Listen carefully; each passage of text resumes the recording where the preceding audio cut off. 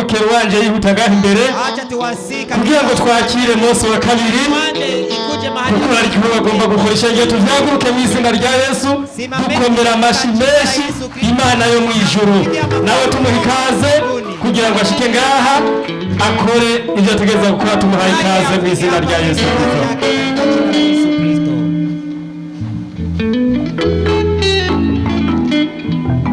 Simbabuke Satani simbabuke mugabo wanje impeta yanje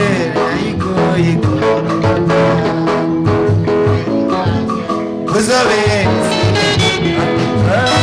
simbabuke Satani simbabuke mugabo wanje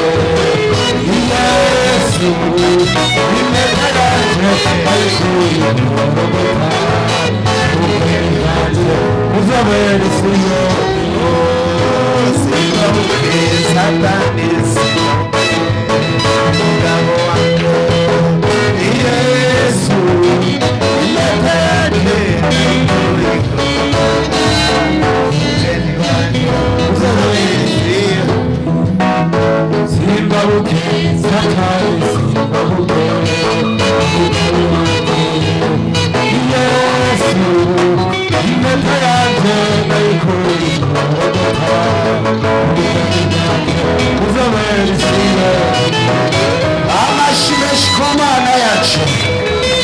Amashimeshi kubashitsi bacu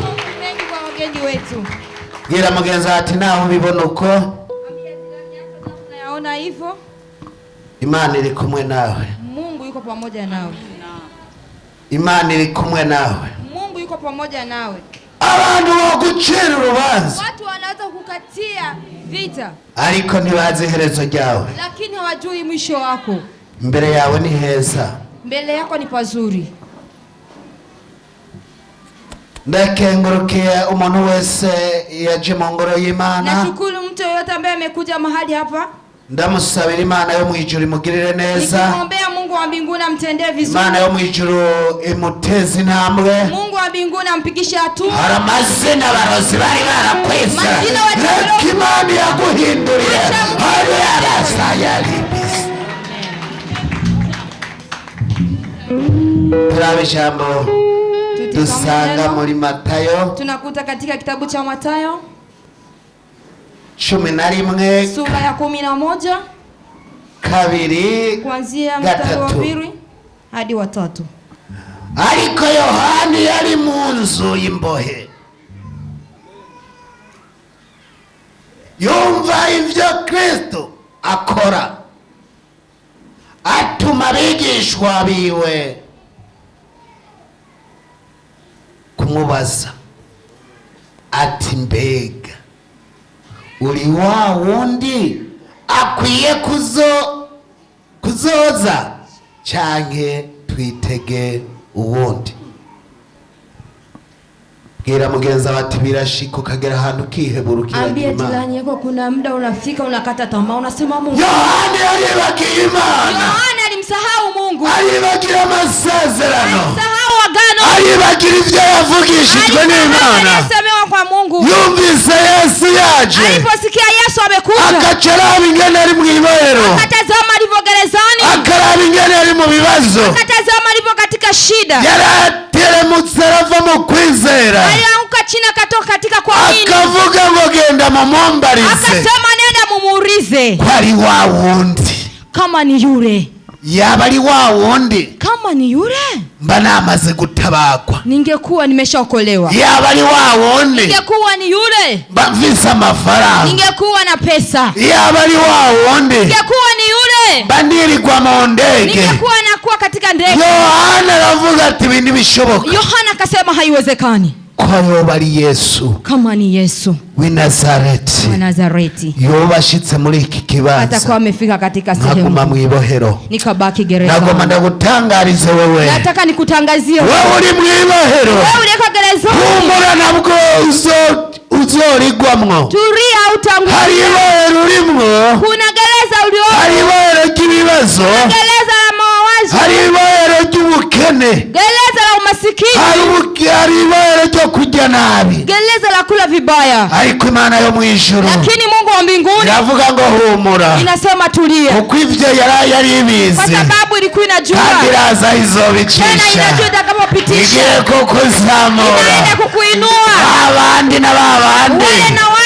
Bazi bakubwira ngo twaragusenga. Watu wanaweza kusema tulikuombea sana. Oh, twaragusenga. Tulikuombea sana. Na uzochwambia ati mu ijuru hari Imana. Na wewe waambia mbinguni kuna Mungu.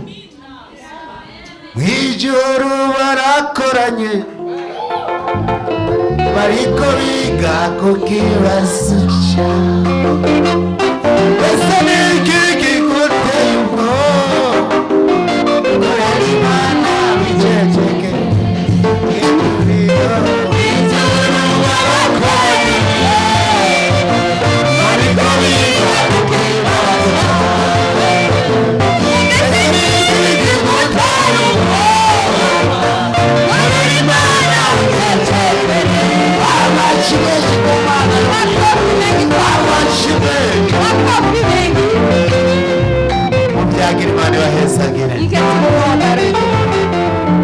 Numwanya mwiza. Ni wakati mzuri wo gukorera Imana. Wa kumtumikia Mungu. Hanyuma tukicecekera. Halafu tukatulia. Umuntu wari wese aze gufata agakaramu. Mtu yeyote ashike kalamu. Aze kwandika abo yarazi bara abakozi b'Imana. Andika ambao wanajua walikuwa watumishi wa Mungu. Hanyuma bagahunga Imana. Halafu wakatoka kwa Mungu. Hanyuma bakava mu murimo w'Imana. Halafu wakatoka katika kazi ya Mungu.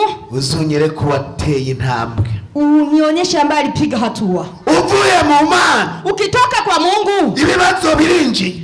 Mawazo yanaingia. Uvuye mu murimo w'Imana. Ukitoka katika kazi ya Mungu. Ingorane ziraje. Shida zinakuja. Aho tuzihungira. Tutakapokimbilia. Ni mu murimo w'Imana. Ni katika kazi ya Mungu. Kona akagasura no kubera Imana. Eti na hii sura ni kwa sababu ya Mungu. Ahi atabari Imana. Isingekuwa Mungu. Mbandi ruguru kugazura. Rigari abariko baragazura. Kwa rimani kurima. Abo bariko baragazura nabwo nabarushije ubwenge. Ilikuwa sijawazidi akiri. Ariko nagiye kubarusha. Lakini nilichowazidi. Menye ko gutabagwa kuri ku Mana. Nikajua kuokolewa kuko kwa Mungu. Nawe wamenye ko gutabagwa kuri ku Mana. Na wewe uliyejua kuokolewa kuko kwa Mungu. Uno musi umuhigwe. Leo hii uko vizuri. Nawe wabivuyemwo. Na wewe uliyetoka. Guhera uno musi. Kuanzia leo hii. Bisubiremwo. Urudi. Sinarinzi ko jewe nogiye mu nda y'indege. Nilikuwa sijui kama na mimi naweza nikatembelea katika ndege. Numva indege ndayibona mu bicu nkabona ni gitangaza. Nilikuwa nasikia ndege naangalia juu naona ni maajabu. Ariko kubera Imana. Lakini kwa sababu ya Mungu. Ndazigendamwo nkuko nogira muri tagisi vero. Nazitembelea kama vile ninaende kwenye basikeli. Hariho n'amatike y'indege abiri nase kugira kuna hata nauli za ndege niliacha kupanda na bado sipo. Kwa sababu sizihitaji. Ubu niyumviriye saa 8 ngende. Nikifikiria saa 8 niende. Igihugu cyose mbangiye kuri po. Nchi yoyote nakuwa naenda airport. Ubu niyumviriye igihugu cyose nawe nirirwa nda telefone. Nikifikiria nchi yoyote sipigi simu. Imana iguteye iteka. Mungu akikusimamisha. Yugurura imbibe. Anafungua mipaka. Imana iguteye iteka. Mungu akukuinua. Abahora bagusuzugura barakubaha. Watu wanaanza kukuheshimu. Babandi baravuga ngo Imana usengiriye. Wale wanasema Mungu naye muomba yuko wapi? Bazohindukira kuza kurondera yusenge. Watageuka waanze kuangalia unapoombea. Kubera Imana yuguruye imiryango. Kwa sababu Mungu amefungua milango. Namwe ishengero ryose ndasavye Imana yugurura imiryango ku buzima bwanyu. Imana yugurura imiryango mu ngo zanyu. Imana yugurura umuryango. Afungue milango. Bigende neza. Alafu yaende vizuri.